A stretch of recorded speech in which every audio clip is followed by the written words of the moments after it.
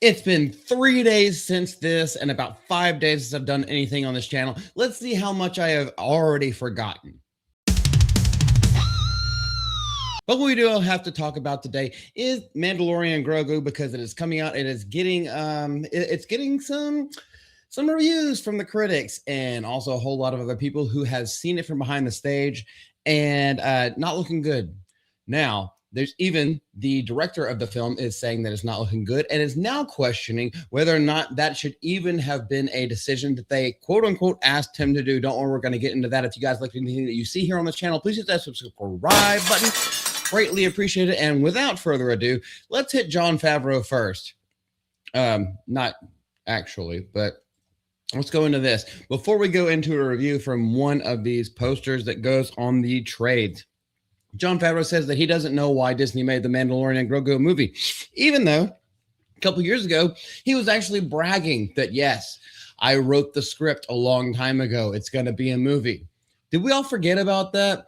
Actually, through reading from this article, I think even Marvin forgot about that. Lucasfilm's return to theaters with The Mandalorian and Grogu has already sparked a major debate among Star Wars fans, of which there are few of us left.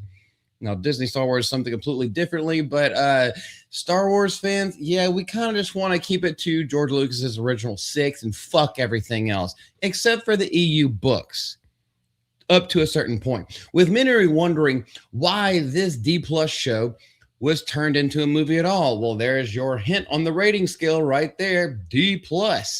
It was a failing show to begin with. And now, even director Jon Favreau appears uncertain about why Disney chose. No, he's walking himself back. Let's be real with this shit, motherfucker, right now. All right, there is absolutely nothing to hide whenever it comes to this. You were excited about it, you bragged about it, and now that it's not looking so well for you, now you want to walk it back. At least own up to it like you own up to your fucking waistline. In an interview with Games Radar, Favreau openly admitted he doesn't entirely understand why it was a movie. None of us do, because none of us wanted it. Here's the real reason. You want to know the real reason why Mandalorian Grogu is a movie is because of merchandising, because of popcorn bucket sales. You have seen those skyrocket throughout the last 5 years. Popcorn buckets, and you can easily market Grogu if anyone gives a shit. No one gives a shit about Rey's Palpatine, quote unquote Skywalker. No one gives a shit about that. So that's why it's not moving forward. Now, the new, almost called it Star Killer, but the new one that's coming out with Ryan Gosling and a whole plethora of A-list actors, they still can't market it very well. This is their last chance, because what was one thing that George Lucas was so good at? Marketing, the toys. And you see that with Taco Bell advertisements and McDonald's and all kinds of other kind of shit that they're putting out of nowhere. Puppy parades are now being sponsored by Mandalorian and Grogu. Look it up if you think that I'm lying. I'm not sure why we were asked to do this. Okay, I'm not going to say that joke, because we actually want to get down to the meat of this. That quote alone is likely to raise eyebrows among Lifetime fans already questioning that it needed to exist as a movie at all. It needed to die. You know why?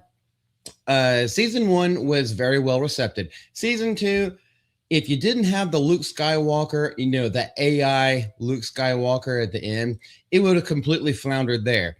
This is also around the time where Gina Carano was fired, which had a whole ton of bad press on Disney Star Wars. Then you had season 3, which what the fuck was that? And they just kept going on and on and on with dwindling viewers. So how do we remedy this situation? How do we do it? Well, we wait a couple years, we test the waters, we dip our toes into the puddles, and this has better marketing. Because no one wants to see Rey. People want to see Kylo more than they want to see Rey, but the actual fans who will show up and pay for the tickets won't even, they won't show up to that because you already ruined it.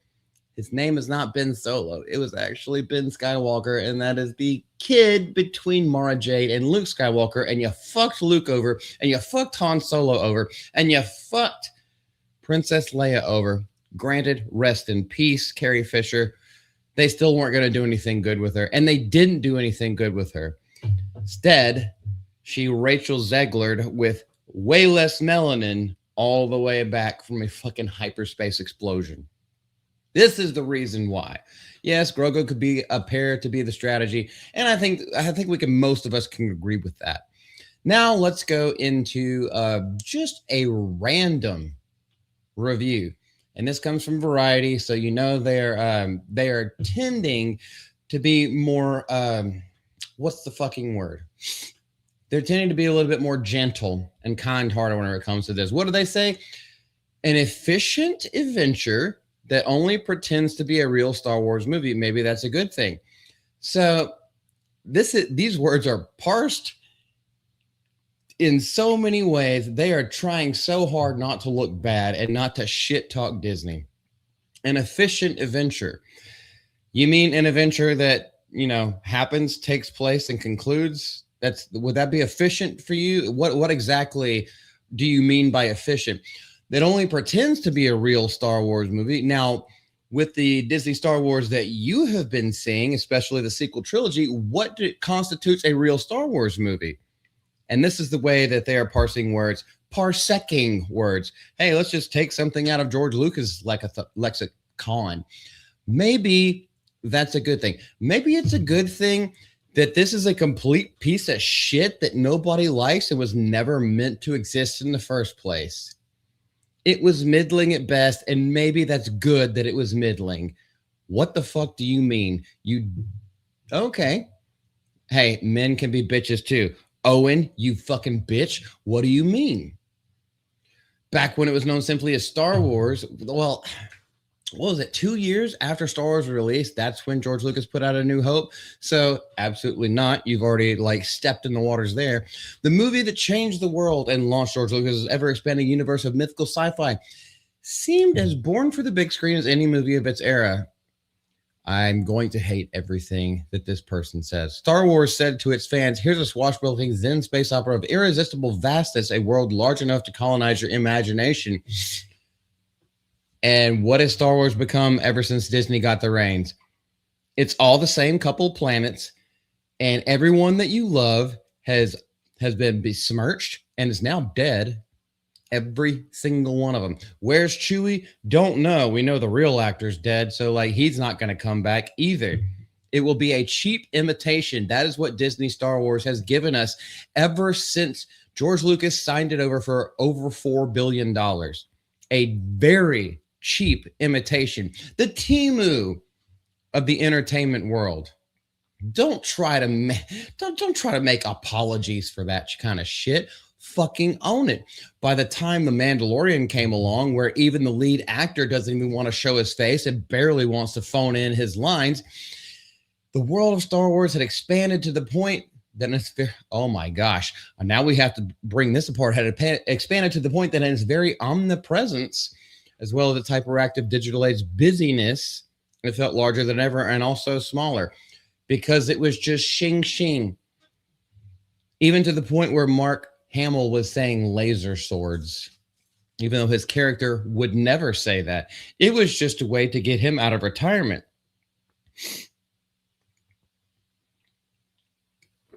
Swig of beer for the working man. Good gracious. It didn't feel larger, though. Here's the thing. This is an argument that actually could be made between the original trilogy with the, basically with the rubber bands that were on there. Because let's be real, the what's the word for it?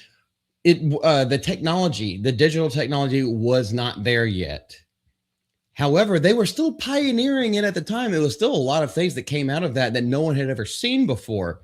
And so whenever George did, when things did catch up with him, where he made it where, as far as the prequel trilogies go, that he could make it on a grander scale. He did make it on a grander scale. And the reason for that, this is a hot topic of debate. The reason why he made the prequel trilogy look more flashy is because that was the grandiose part of the Republic before the ultimate fall. And that's where we met up with Luke and Darth Vader and Old Ben.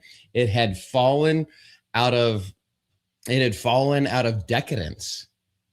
So I do think it makes sense between the prequel and the original trilogy. But it's okay to disagree with me. More have become less. Yeah, because there's no heart behind it. Because there's no actual story. Now, you could talk all day long, and we could talk all day long about the prequel trilogy, and with George Lucas basically being unfettered, he cannot write dialogue to save his fucking life. But what he can write is a story. So more had become less. Yeah, I disagree with that. That's why The Mandalorian, created by Jon Favreau as a Star Wars universe's first live action television series, was the perfect solution. It wasn't though. It wasn't though, and you know the reason why? Because he was trying to mimic an old spaghetti western. He was trying to mimic it. He wasn't taking things and trying to work them into his own story. He was literally the same thing with Force Awakens and the new trilogy, the sequel trilogy. That's what they were actually doing. They were mimicking beats, beat for beat, and then wonder why, because there is no character upbringing and upheaval towards the end. Yeah, then it became to shipping Rey and Kylo. Then it became some other thing. Well, Finn was the first black one ever. It's like, well, actually, no. And that was never the point in the first place back then. But all just became talking points and never was about the story itself. They didn't try to create anything new. Instead, they tried to piggyback. And that's where I'm leaving this thing right here. This is Multi for Mouthy. This is Mouthy Multi. Yes. If you guys like anything you want to talk about, leave it in the comment section below. We love you. We appreciate you. For as long as we have you. Bye. I'm fucking married. Oh my gosh, what did I do with myself?